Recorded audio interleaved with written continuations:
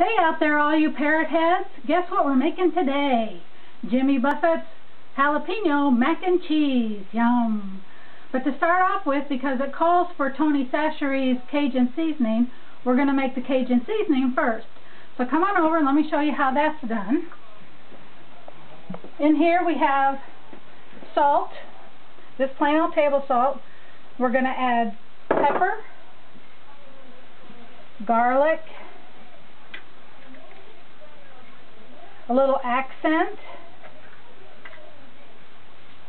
chili powder, so as you can see this is pretty spicy, and black pepper. Those people in Louisiana, they like their black pepper, I'll tell you. And we're just going to stir that all together. Now this is a ton of Cajun seasoning. This will last you a while. But you know, things like this you can actually freeze and they will be just fine. So you can freeze part of it and put part of it in your spice cabinet. And that'll work out just perfectly. And it's pretty. Anytime you have things where you add a lot of color, it's pretty. So, and you're thinking, how much of this are we going to put on the mac and cheese, Val? Well, a fourth of a teaspoon. So we're going to have a lot of Cajun seasoning. So let's make our cheese sauce. In here I've already got the butter and the cream cheese and the cream so that the cream cheese could melt, because you know it takes a little while for cream cheese to actually melt. So to this we're going to add jalapeno juice right out of the jar. Now one thing I did figure out is the recipe calls for jalapenos and jalapeno juice, and it turns out that what it calls for is almost exactly a 12-ounce jar. So you could just pour a 12-ounce jar in here and be just fine. And like I told you before, I'm a lazy cook. So for me it's just easier than measuring. You just pour the whole jar in. And we're going to add some flour to thicken it up. Because you know, cheese sauce you want to be nice and thick. And it's going to take a little bit to get the lumps out of there, but we're going to help that along by adding more cheese. Because what's cheese sauce without cheese, right? So we have cream cheese,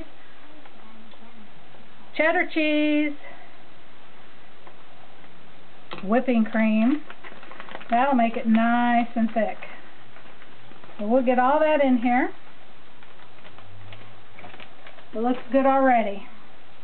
And we haven't even done anything with it. This is kind of best used with a whisk, because you want the flour to break up and you want everything to mix together. And you know, oils tend to separate while you're cooking, so a whisk will help you keep all the oils together. Because not only did we have butter, but cheddar cheese has oil in it, cream cheese has oil in it, so you want all that to be whisked together. So your best bet here is to use a whisk. Also, we've already cooked the noodles, and this calls for percatelli noodles, which I had never used before, but it turns out percatelli is a spaghetti-sized noodle, but it has a hole through it, so it's like a straw. And our grocery store didn't have any, so we're just using regular spaghetti or vermicelli or something like that. You know, use whatever pasta you particularly like, but if you have percatelli in your area, go ahead and use that. We've already cooked it. Cook it to package directions.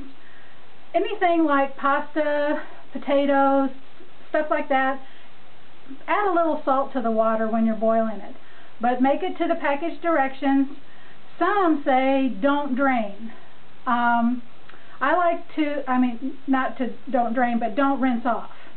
After I drain mine, I usually like to rinse it off because I figure the less starch I eat, the better.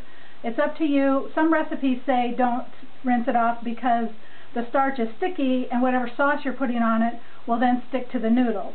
So you kind of have to go with whatever the recipe is telling you. So if you're not going to rinse off your pasta, you want to time it so that your sauce is already ready by the time you get the noodles out of the pan, because if you drain them and you don't rinse them, they will stick together and become a brick. So we've already got our noodles. Here's our sauce. The recipe tells us that we're going to layer it.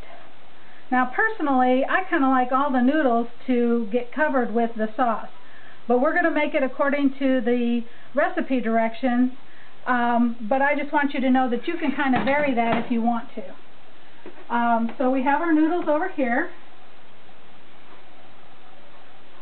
and these are just regular spaghetti noodles, and see, they're kind of sticky already because we didn't rinse them off. But you want to get a whole layer in the pan. And by the way, steam burns, so when you drain your spaghetti into the sink, be very careful because that steam can burn your hands, burn your arms, and don't hold your face over it, whatever you do. So here's our layer of spaghetti. It's a little messy. Here's our layer of spaghetti. Now at the last minute we're going to add our jalapenos.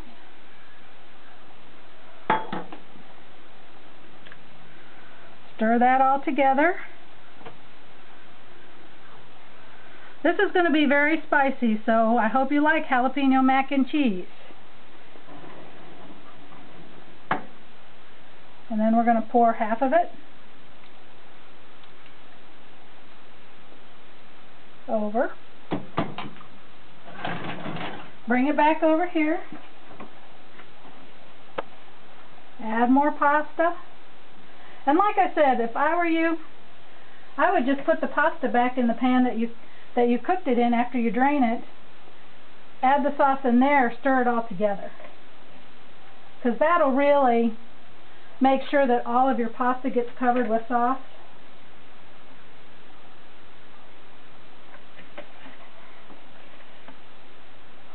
And a thicker spaghetti will be easier to handle too. So I'm sure the percatelli is actually easier to handle than this.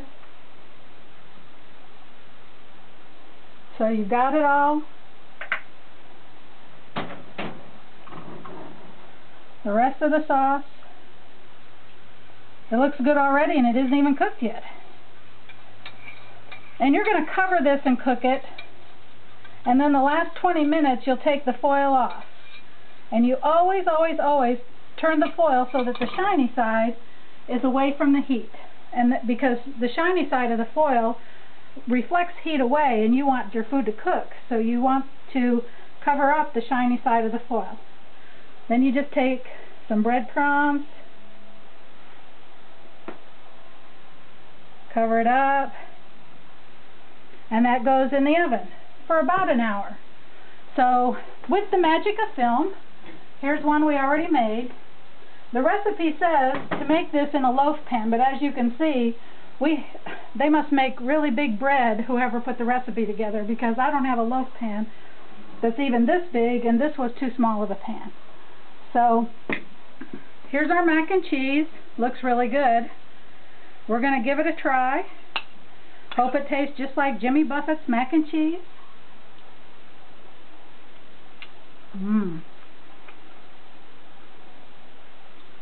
A Parrot Head favorite for sure. I'm Val Doty, and this is from America's Restaurant Recipes. Have a great day.